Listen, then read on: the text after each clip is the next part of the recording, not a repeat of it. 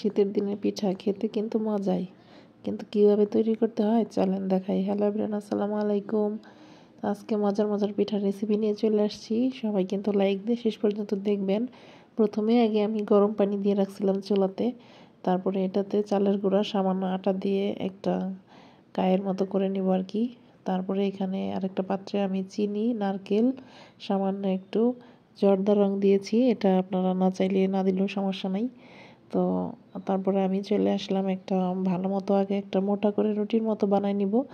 আর এরপর হচ্ছে আমি ভিতরে যে পুরটা তৈরি করছি সেই পুরটা দিয়ে জাস্ট পাটিসাপটা পিঠার মতো পেঁচাই দিব। আর এই সবগুলা পিঠা কিন্তু আমি আজকে ভাপে সিদ্ধ করব, মানে ভাপা রোল বানাবো। মূলত এটি বানানোর জন্য তৈরি প্রিপারেশন নিয়েছি। তারপর দেখছি যে অনেকটা খামির আমার বেঁচে গেছে, পরে আরও কিছু পিঠা বানিয়ে ফেলছি আর কি। দেখেন বেশি একটা মোটাও বানাই নেই, বেশি একটা পাতলাও করি নেই, কারণ এটা তো ভাপে সিদ্ধ হবে। বেশি মোটা করলে আবার সিদ্ধ নাও হইতে পারে। তারপরে হচ্ছে এটা একটা চামিচের সাহায্যে এটা আমি ছড়াই দিচ্ছি ভিতরে যে খামির পুরটা রেডি করছি। দেখেন এই কালারের কারণে সুন্দর লাগতেছে, জর্দার রং দেওয়াতে অনেক বেশি সুন্দর হয়েছে আর কি।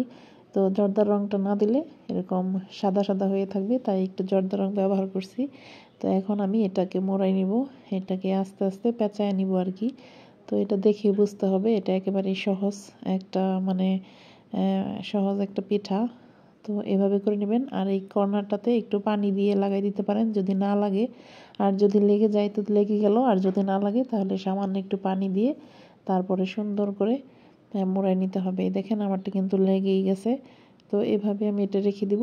তা আরও কিছু আমি পিঠার শেপ দিয়ে নিব, মাঝখানে সেই পুরটা দিয়ে বিভিন্ন শেপে আপনাদের যেভাবে মন চায় সেভাবে করতে পারেন। আমি এই যে বাচ্চারা যেভাবে পছন্দ করে ছোট ছোট লম্বা গোল এক এক সাইজ করে বানাই নিছি, জাস্ট একটু বাচ্চাদের মজা করে খাওয়ার জন্য। এক একজন যেন এক একটা ধরে খেতে পারে, ওরা এক এক রকম পিঠা যেন পছন্দ করে খায়, সেজন্য মানে একই টাইপের পিঠা বারবার দিলে মনে করবে যে একই একই পিঠা খাচ্ছি। এখন এক একটা এক এক টাইপ করে দিলাম, এখন মানে টেস্ট করবে যে এটা কেমন ওইটা কেমন। পিঠা কিন্তু সব একই, জাস্ট আমি এক একটা এক এক সাইজ করে বানাই নিয়েছি আর কি। তো এটা আপনাদের ইচ্ছা মতো আপনারা বানাতে পারেন। এটা যেমন পুলি পিঠার মতো, তারপরে একটু লম্বা সাইজ করতে পারেন। এটা এক একটা এক এক রকম করে বানাই নিয়েছি। জাস্ট বিকালবেলা নাস্তার টাইমে অল্প কিছু পিঠা বানাই নিয়েছি। তো এই তো দেখেন পিঠাগুলো খুব সুন্দর হয়ে গেছে, একেবারে সহজ। এটা পানির ভাপে সিদ্ধ করে নিব।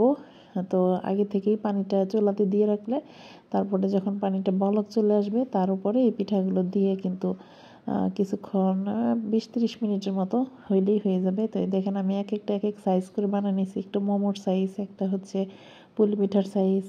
তো এক একটা এক এরকম বানিয়ে যে পানির ভাপে আমি সিদ্ধ দিয়ে দেবো। তো এটা যখন বলক চলে আসবে পানিটা তখন দিয়ে প্রায় 20-25 মিনিট করে নিলেই, সিদ্ধ করে নিলেই কিন্তু আমার পিঠা একদম রেডি।